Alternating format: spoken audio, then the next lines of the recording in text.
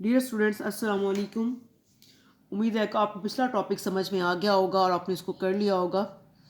आज का हमारा टॉपिक है टू पार्टिकल सिस्टम्स। मैंने आपको इससे पहले सेंटर ऑफ मास की डेफिनेशन कराई थी।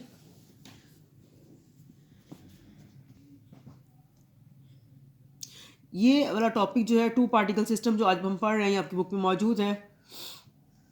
टू पार्टिकल्स कंसिडर करेंगे, एक का मास m1 है और दूसरी का m2 है, और जो है इनका डिस्प्लेसमेंट जो है एक्स एक्सिस के अलॉन्ग x1 और x2 है। अब जो है पूरा सिस्टम जो चूँकि दो पार्टिकल्स पर मुश्तमिल है, m1 और m2, जिसका मैस है, इन दो पार्टिकल्स की मैस को जब सम करेंगे तो टोटल मैस जो है वो m के बराबर होगा। पूरे सिस्टम का मैस जो है वो बिग M ये है, इसको m से रिप्रेजेंट करेंगे, जो कि हम कंसिडर करेंगे कि एक पॉइंट जो है उसके ऊपर कंसंट्रेट कर रहा है, जो जिसका जो है डिस्प्लेसमेंट यानी कि इस सेंटर ऑफ मैस पे उस जो है टोटल मैस जो है वो कंसंट्रेट कर रहा है। ये है सेंटर ऑफ मैस। अब पोजीशन ऑफ सेंटर ऑफ मास जो है वो इस तरह से करेंगे कि जो है X C M is equal to m1 x1 plus m2 x2 divided by m1 plus m2। तो यहाँ पे m1 प्लस m2 की जगह हम बिग M लिखेंगे, तो X C M is equal to 1/m into m1 x1 plus m2 x2। अब centre of mass of the system of two particle जो है may not be a point on the either bodies. इन ये जो centre of मास का point जो है ये आइदर बॉडीज में से किसी भी दोनों बॉडीज में से किसी भी बॉडी के ऊपर नहीं होगा। जिस तरह ये यहाँ देखिए, यहाँ पे ये सेंटर ऑफ मास को रिप्रेजेंट कर रहा है। यहाँ से ये जो है ओरिजिन तक का डिस्टेंस जो है एक्सीएम डिस्टेंस को रिप्रेजेंट कर रहा है। इस मास का इस ओरिजिन से डिस्टेंस x1 है। अब इस मास पार्टिकल का डिस्टेंस जो है ओरिजिन से x2 से रिप्रेजेंट कर रहे हैं। अब ये है position of the centre of मास, जो कि बराबर है 1/m into m1 x1 plus m2 x2। यहाँ पे देखिए m1 x1 plus m2 x2, इनकी उसको जो है उनके डिस्टेंस से मल्टीप्लाई जो किया है, और ये जो है m1 जो है इंटू x1 जो है इसका मास और उसका डिस्टेंस फ्रॉम ओरिजिन। इसी तरह से m2 x2 divided by m1 plus m2। तो हमारे पास ये बिग M के बराबर, तो हमारे पास पोजीशन ऑफ जो है इसकी सेंटर ऑफ मास की पोजीशन हमने जो है वो निकाली है। इस तरह से ये पोजीशन है, तो इसका वेलोसिटी निकालेंगे, इसका जो है पोजीशन का टाइम डेरिवेटिव ले लेंगे। ये इक्वेशन नंबर 1 में जो है, जो इक्वेशन नंबर 1 है, इसका टाइम डेरिवेटिव जब लेंगे तो हमें वेलोसिटी मिल जाएगी, velocity of centre of mass. तो यहाँ पे जो है वेलोसिटी जो है V C M is equal to D X C M divided by D T, यानी कि इसका टाइम डेरिवेटिव ले लिया हमने डी बाई डी टी। अब इसकी वैल्यू पुट कर दें एक्स सी एम की 1/m into m1 x1 plus m2 x2। अब 1/m इंटू m1 dx1/dt, क्योंकि m कांस्टेंट क्वांटिटी है, प्लस m2 dx2/dt। तो ये क्या है, dx/dt rate of change of displacement position. Displacement का चेंज जो है किसके बराबर होता है, वेलोसिटी का, m1 v1, यानी कि ये dx1/dt क्या है, v1 के बराबर है। इस तरह dx2/dt किसके बराबर है, v2 के। तो ये है m2 v2, where v1 and v2 are the velocities of the bodies of masses m1 and m2 respectively. ठीक है, अब इसी तरह से एक्सेलरेशन मालूम करेंगे। अब जो वेलोसिटी वाली इक्वेशन नंबर 2 है, इसका टाइम डेरिवेटिव ले लें। वेलोसिटी जो है क्या, एक्सेलरेशन की डेफिनेशन क्या है कि rate of change of velocity. जब इसका इससे जो है इक्वेशन का हम जो है टाइम डेरिवेटिव लेंगे तो हमारे पास एक्सेलरेशन होगा। तो यहाँ पे A C M is equal to D by D T of V C M.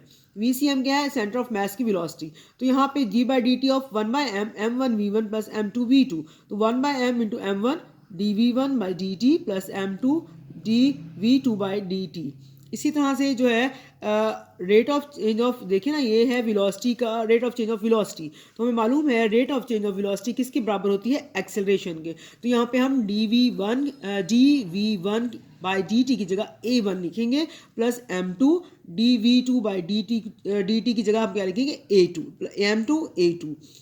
A1 और A2 क्या है, एक्सेलरेशंस हैं बॉडीज ऑफ मैसेज M1 और M2 की रिस्पेक्टिवली। यानी कि जो है फर्स्ट वाली बॉडी जिसका मैस M1 है उसकी एक्सेलरेशन A1 है, सेकंड बॉडी जो है जिसका मैस M2 है उसका एक्सेलरेशन A2 है।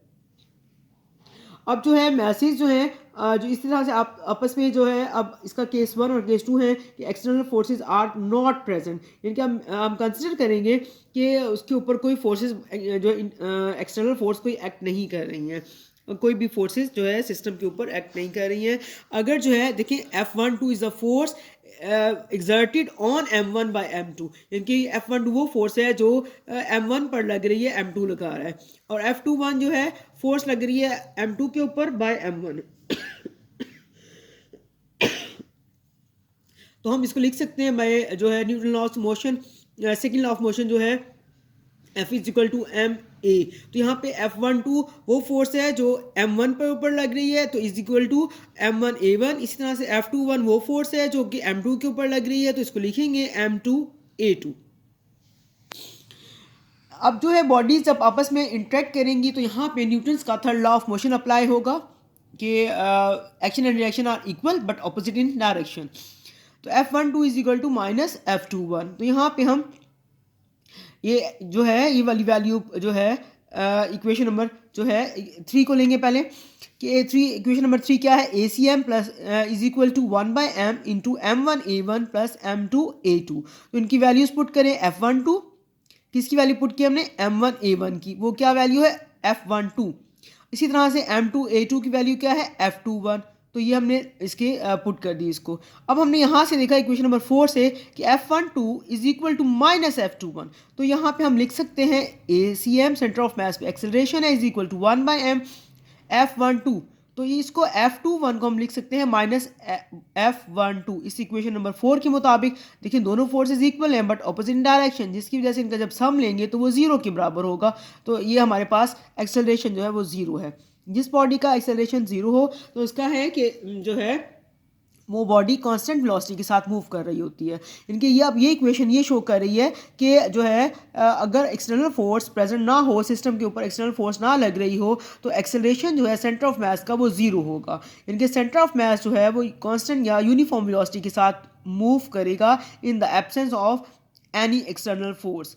अब है केस नंबर 2 इसका, एक्सटर्नल फोर्सेस आर प्रेजेंट। अब एक्सटर्नल फोर्सेस प्रेजेंट हों और एक्ट कर रही हों तो हम कंसिडर करेंगे सबसे पहले कि मास M1 पर फोर्स लग रही है, एक्सटर्नल 1 तो है वो एक्ट कर रही है, दूसरी फोर्स जो है उसके ऊपर जो है F12 है इज इक्वल टू M1A1। इनकी जो पहले वाली हमने इक्वेशन की है F12 उसमें हम ऐड कर देंगे कि इस फोर्स के अलावा भी एक एक्सटर्नल फोर्स जो है इसके ऊपर एक्ट कर रही है। कौन से मास, जो फर्स्ट बॉडी है जिसका मास M1 है उसके ऊपर दो फोर्सेस एक्ट कर रही हैं, एक एक्सटर्नल फोर्स है और एक ये जिसकी जो है बॉल टू सेकंड बॉल की जो है सेकंड पार्टिकल की जो है फोर्स है जो उसके ऊपर एक्शन के तौर पर लग रही है F12 वो है।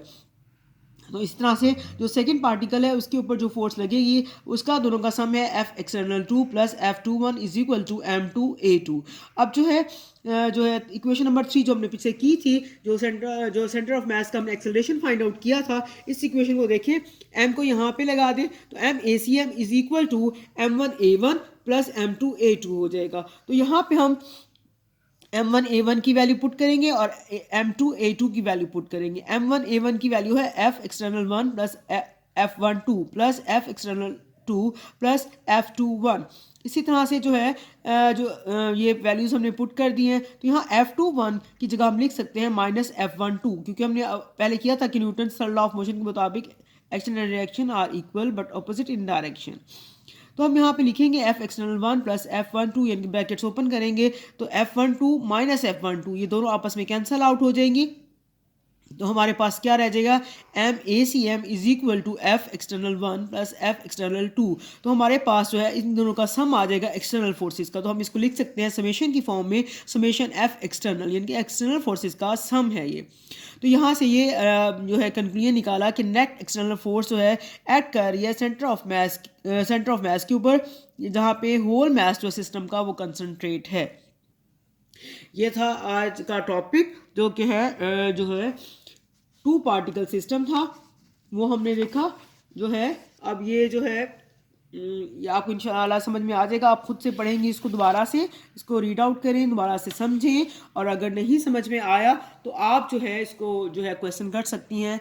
हाइका से जो है आप क्वेश्चन करें उसमें कमेंट बॉक्स में, फिर हाइका मुझसे इसके बारे में क्वेश्चन करेंगी। उम्मीद तो है कि आपको समझ में आ जाएगा। ओके, थैंक यू, अल्लाह हाफ़िज़।